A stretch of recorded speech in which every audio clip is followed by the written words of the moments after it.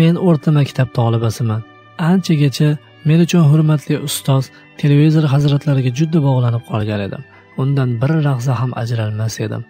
Birorta ham bolalar ko'rsatuvlarini, konsertlarini, seriallarni qoldirmay ko'rardim. Lekin biron bir ma'rifiy yoki diniy ko'rsatuv boshlanib qolsa, sakrab turardim-da o'chirib qo'yardim.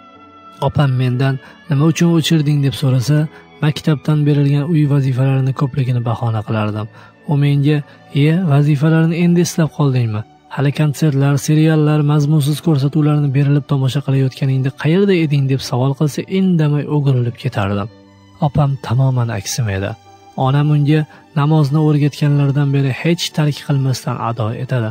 Men esa namozlarimga beparvo edim. Haftada 1 yoki 2 marta ado etardim xolos.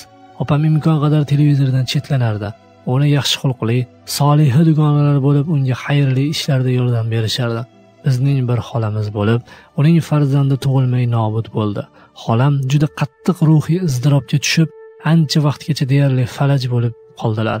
Opam bilan ko'rishgandan keyingina xolam o'zlariga keldilar va yupandilar. Chunki oppoq liboslar kiygan go'zal xulqli opam uni ziyorat qildi, tasalli berdi va uni xotirjamlantira oldi. U doimo menga Allohni eslatar, nasihat qilardi, lekin men faqatgina yuz o'girar va mutakabbirlik qilardim. Kundan kunga meni televizor oldidagi o'tirish soatlarim ortib borardi.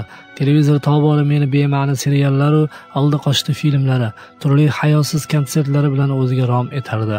Bularni mening ma'naviyatimga xatarli ekanini Alloh subhanahu va taolo meni hidoyat etgandan keyingina tushunib yetdim. Hamd va shukr Allohga bo'lsin. Lekin men bu ishlarga mukamdan ketgan bo'lsam-da, qalbim bilan bularni barini harom ekanini chuqur his etardim. Albatta hidoyat yo'li u yo'lga tushmoq istaganga juda ham oydin ravshandir. Nafsim meni ko'p malomat qilgan, vijdonim ko'p marta qiynagan. Lekin shunga qaramay, men ma'siyatlarga cho'mgan, faroizlarga suskashlik qilgancha hayot kechirardim. Hattoki orom oladigan damlarimda yoki uyquga hozirlik ko'rib yotganimda qalbim malomatiga quloq tutmaslik, vijdon qiynalishini ko'tarmaslik uchun o'zimni biron kitob yoki jurnal titkilash bilan chalg'atardim. Mening hayotim 5 yil davomida to Alloh meni hidoyatga tanlagan o'sha kungacha shu alfozda davom etdi. Yil o'rtasida o'qishdan ta'tilga chiqdik. Opam bir islomiy uyushma qoshida ochilgan Qur'oni Karimni yodlatish guruhiga qatnashishga qaror qildi. Meni ham o'zi bilan borishga taklif etdi. Onam ham uning fikriga qo'shildilar, lekin men rad etdim. Ovozimning boricha borishni xohlamayman deb qichqirdim. Mendagi bunday qat'iy azm qaror behuda kechayotgan hayotimni ajralmas bir qismiga aylanib bo'lgan televizor deb atalgan jihoz bilan birgalikda qolish uchun edi. Men yana bir tahfizi Qur'on kurslarida. Bandaning qalbida aslo bo'lmas jam Qur'on muhabbati yu qo'shiq sevgisi. Otam ishdan keldilar, sodir bo'lgan ish yuzasidan shikoyat qildim. Otam borishga uni majburlamanglar, uni o'z holiga qo'yinglar dedilar. Otam uchun men erka suyukli qiz edim. Chunki men kenja farzand bo'lib, katta opam va mendan ancha yosh kichik ukamdan boshqa opa-ukalarim yo'q edi. Otam meni namozlarimni o'z vaqtida ado etadi deb o'ylardi. Ish tamoman o'zgacha ekanini bilmasdi.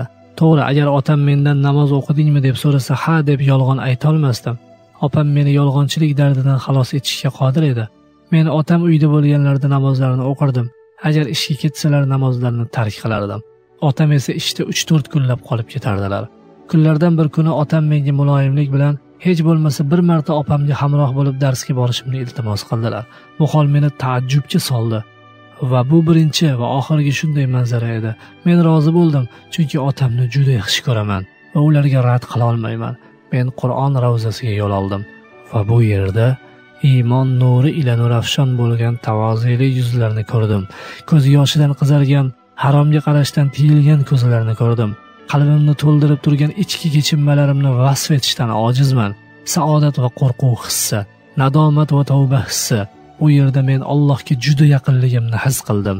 Ko'zimdan shashqator bo'lib Allohning roziligini istamasdan zoya qilgan, o'tkazgan vaqtlarimga bo'lgan afsus, nadomat yoshlari quyilardi. Televizor oldida o'tgan damlarim, behuda g'iybat va mishmishlar bilan to'lib toshgan, bekorchi dugonalarim bilan kechgan suhbatlar, o'zimdan uzoq o'tirishlar. Qanchalab bunga o'xshash Rahmonning maloikalari hozir bo'lgan, ahliga iymon, rahmat va sakinat nozil etilgan majlislardan g'ofil qoldim-a? Alloh taolo menga bir muddat Qur'on soyasida yashashni nasib etdi.